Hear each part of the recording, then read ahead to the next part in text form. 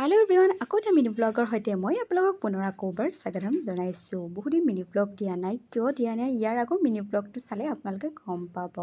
ঈদ আহি পালে আৰু এক্সামো চলি আছে। এক্সাম চলি থকাৰ মাজতো কিন্তু শ্বপিং কৰিবলৈ এৰা নাই দেই। শ্বপিং কৰা হৈছে যদিও এক্সাম চলি থকাৰ বাবে কোনো ধৰণৰ ভিডিঅ' দিয়া হোৱা নাছিলে, কিন্তু ভিডিঅ'ৰ ক্লিপবোৰ ৰাখি থৈছিলোঁ। ভাবিলোঁ তাকে আপোনালোকৰ সৈতে অকণমান শ্বেয়াৰ কৰোঁ ক'ত কেনেকৈ শ্বপিং কৰিলোঁ। পিছে কিছুদিন আগত আমাৰ ঘৰলৈ কাৰ্পেটৱালা এজন কাৰ্পেট বিক্ৰী কৰিবলৈ আহিছিলে আৰু মই কেইখনমান কাৰ্পেট ৰাখিলোঁ আৰু আপোনালোককো ভাবিলোঁ অকণমান কাৰ্পেটকেইখন দেখাই দিওঁ। পিছে বহুত কম দামতে পাইছোঁ চাগে মোৰ কাৰ্পেটকেইখন। আৰু ঈদ বুলি ক'লে ইমান শ্বপিং মানে শেষে হৈ নাহে। আৰু আমি যেতিয়া বেবীৰ শ্বপিং কৰিবলৈ যাওঁ তেতিয়া বেবীৰ কাপোৰবোৰ দেখি এনেকুৱা লাগে আমি পিন্ধি লওঁ নেকি, ইমান কিউট কিউট মানে। ঈদ বুলি ক'লে ফাৰ্ষ্ট শ্বপিং ভাগিনহঁতৰ কাৰণে কৰা যায়, তাৰপিছত আৰু লাহে লাহে সকলোৰে কাৰণে।